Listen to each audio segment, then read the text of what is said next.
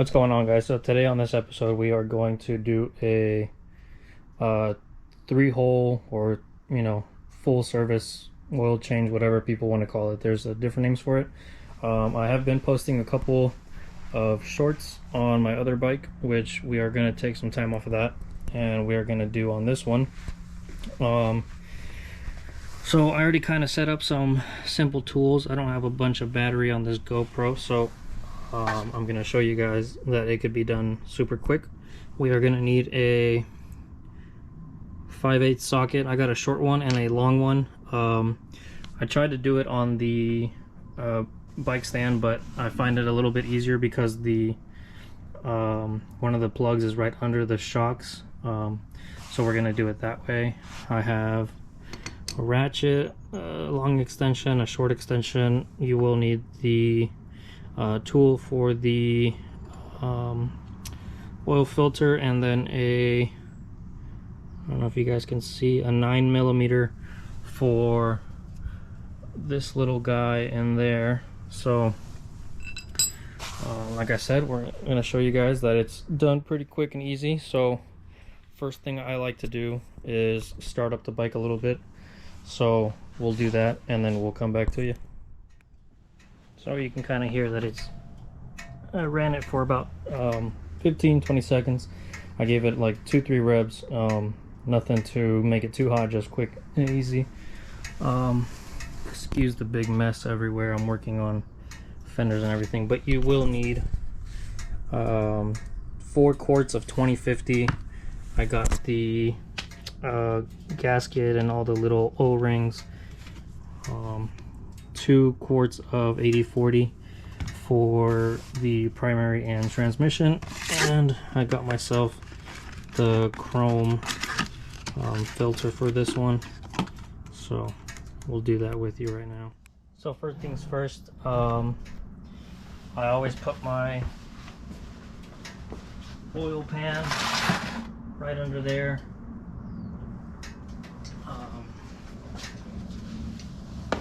I usually I start off with the primary first, and I work my way kind of around the bike. So the bolt for this one, if nobody knows, it is right under here, kind of halfway around there, and then you just kind of do that and let the oil run out.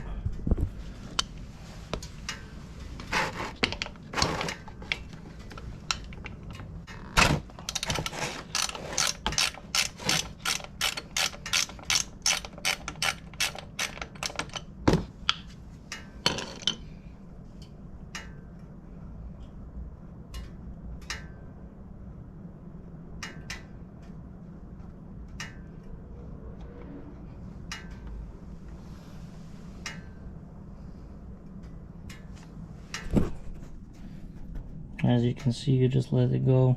I bought this bike not long ago, so it's got just under 4,000 miles. Oil seems to be pretty good, but I'd rather just be safe than sorry. So we're going to change out all these O-rings and all this stuff on this bike, and have her running pretty good, so it'll be nice.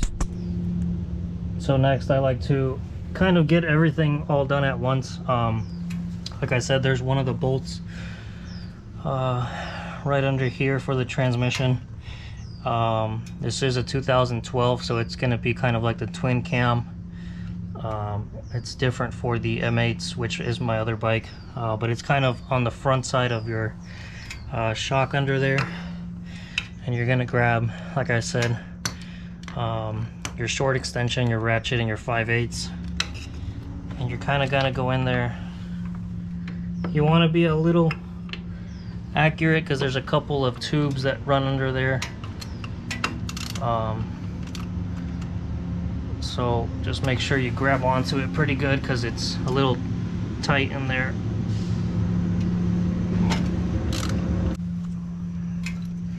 Like I said, it's a little tight, so you kind of go back and forth, and I don't have a full shop or anything. I do everything out of my garage, so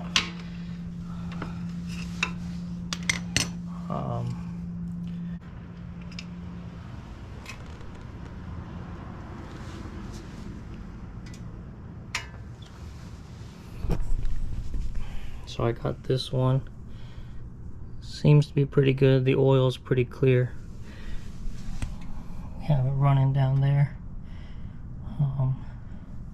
But it seems to be a little milky. I'll kind of inspect it when I go through it, but let's move on to the next one.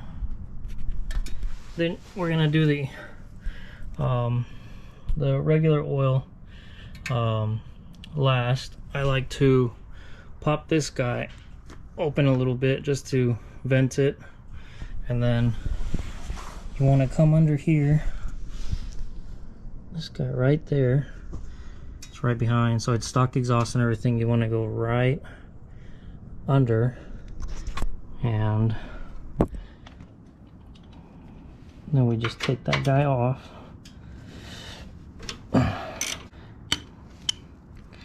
And I kind of like to work in a little bit of giving it some time in between, just because then you get to kind of start doing the rest of the stuff while, you know, one oil is draining and the other. So the O-rings look pretty good. Oil, I was about halfway there, maybe a third of the way. But we're gonna change out all these O-rings and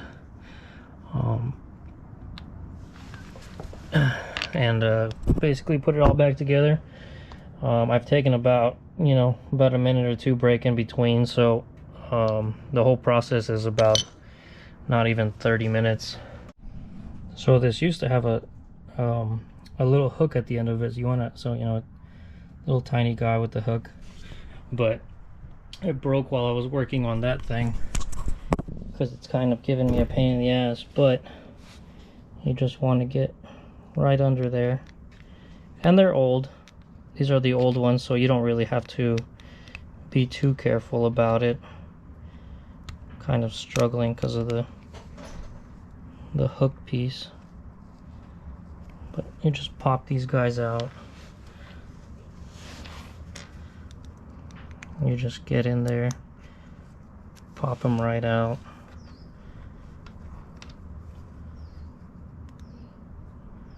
And you can you might be able to tell there's the oil still coming out, so instead of wasting time waiting and everything, you kind of get to doing other things. So this guy's kind of being a pain again.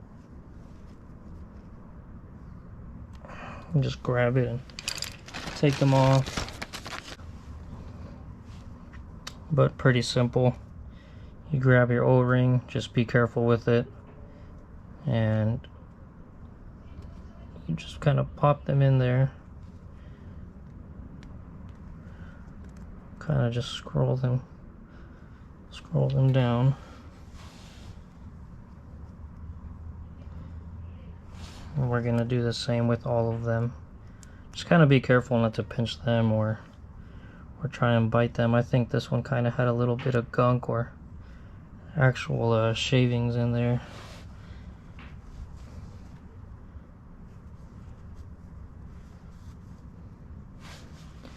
So we'll put this one back on.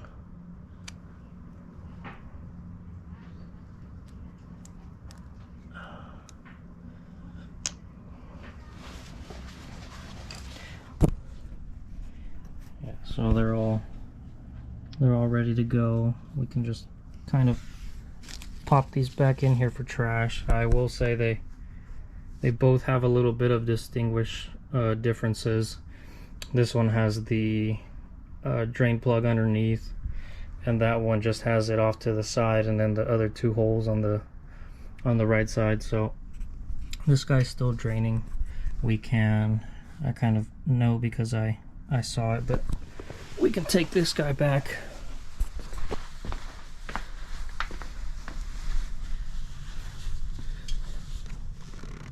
And pretty much start popping it back into place.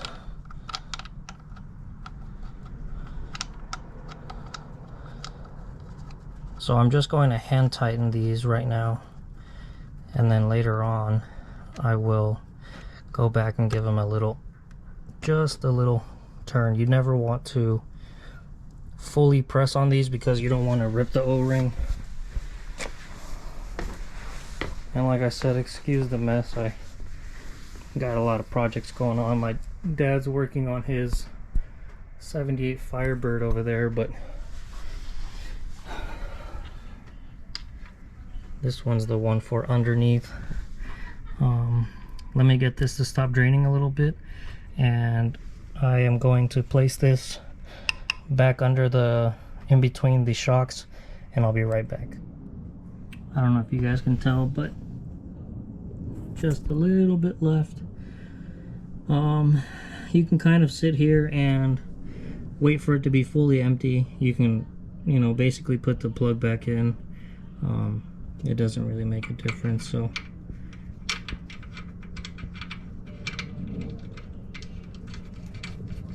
we'll clean all that up later. Just put it back on.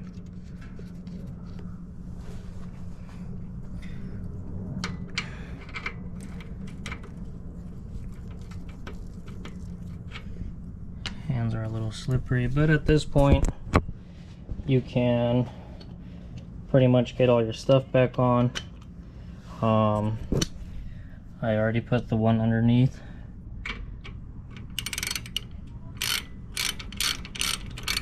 So we're right there pretty much, and then just I like to give it a little nudge, a little force behind it, so I just, and then click it into place. Let me show you the bottom one again to show you guys. It makes it a little easier when everything's not in the way, but you will have a bit of a mess, so you just go back under there, clean it up a little bit, and then I already have my stuff ready to go. There are some lines down there. I guess it's for like a canister that used to be there.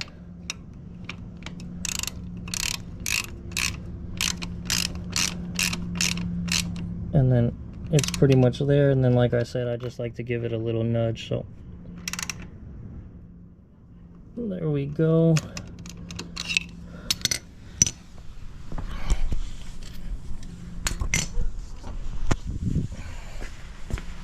And then back to our other guy over here.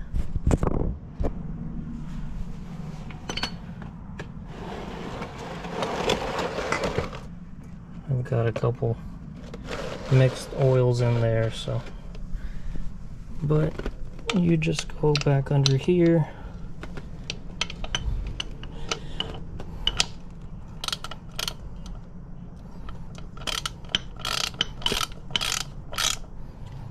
and then it's pretty much there, and then I just give it a little nudge once again.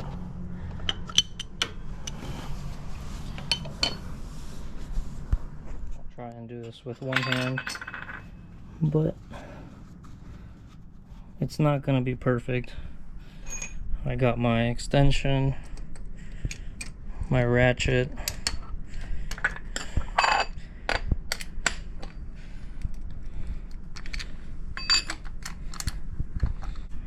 kind of want to be a little careful, make sure you also have the right tool. I've messed up before when I was starting off, where I had to puncture a giant hole in here and basically use a screwdriver to remove this. So it's starting to kind of leak out. You want to just,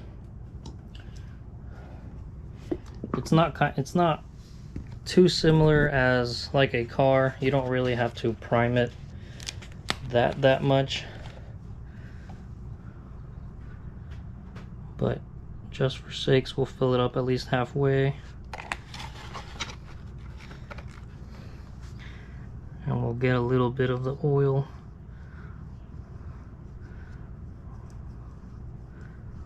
on the seal.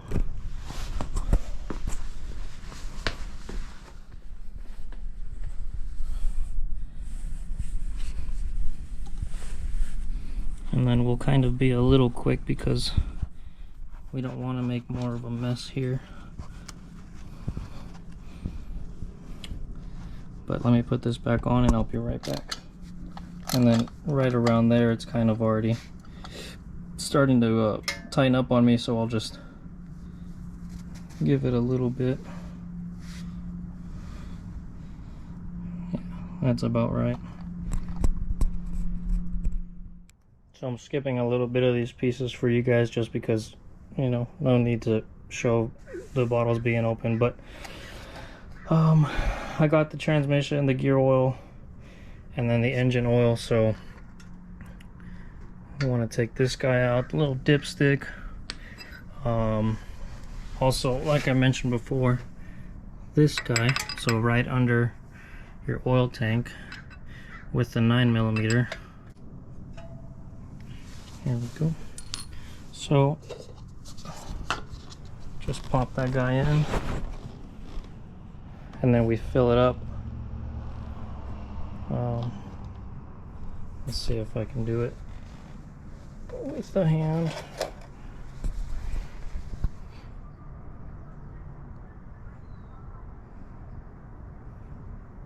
We're basically all just about wrapped up.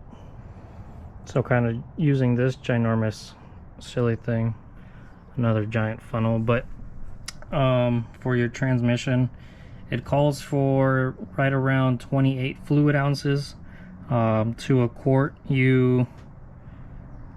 Same thing as before, you kind of just want to keep an eye on it, see where your bike stands. You know, put the dipstick back in, see where it is. If it needs more, just put more. But nothing too crazy. Then the last step is you want to fill up the primary. So you got to take off your derby cover. These 5 little bolts right here with a, if you can see it, a Torx 27. So let me get these all loosened up and I'll be right back. So then last step is putting your last bottle 80/40 or 140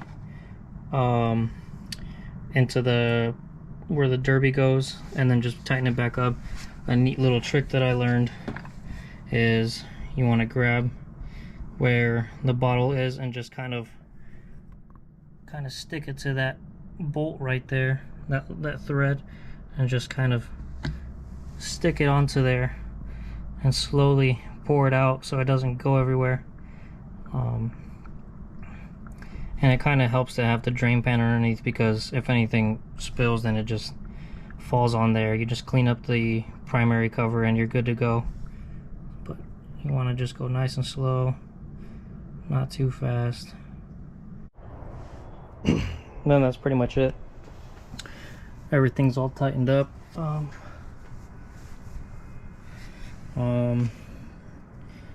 Your plug right there, your plug underneath, and the other one, everything's all filled up to spec. And then after that, like I said, you just want to turn it on. And then, like I said, it wasn't too much in need of a change. 3,800 miles.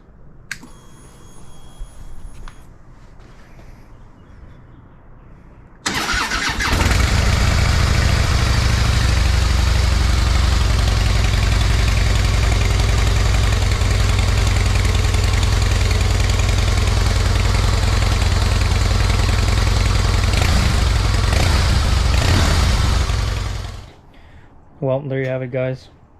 Oil change, nice and simple. It took me about 30 minutes or so. A little longer just because of the whole recording and trying to get the camera all set up. So like I said, the battery is almost dead. Let me know if you guys want to see anything else on that one. I'm working on trying to do a parts video for that. Let me know if you guys want to see that. I'll go over where I basically got everything. All my brass, all the gold, the pipes, all that kind of stuff. Let me know what you guys want to see. With this one, I'm thinking about doing a blacked out look, but I was thinking about doing a giveaway. I don't know yet for this one. It is for sale. 2012 Heritage Softail, like I said. But yeah, let me know what you guys want to see. Like, comment, subscribe. The 100th person, I will send out a oil change kit. So whenever I see that gets to that, I'll see who the 100th person is, and I'll send out a the engine oil, the primary transmission, all that stuff to get you all set up for your next ride. Like I said, let me know what you guys want to see, and once again, ride safe. As you guys saw, there's nothing too crazy about doing any little work on the bike. I am going to be doing bars and a lowering kit on this later on when I have a little bit of time. So I'll show you guys kind of how I did the process on that one, but I'll do it to this one. If you guys want to learn, that bike actually has never been in the shop for anything. So all the work has been done here, and like I said, it's a little bit of a mess. You know, we got that project going on, and then this one has been in the works for the past year. Currently working on painting the stretch fenders, and then this one, like I said, is going to be getting some lowering springs, maybe some air ride and bars and everything. But stay posted, like, comment, subscribe, and I'll get you guys more content on all the work that I do. So stay safe, guys.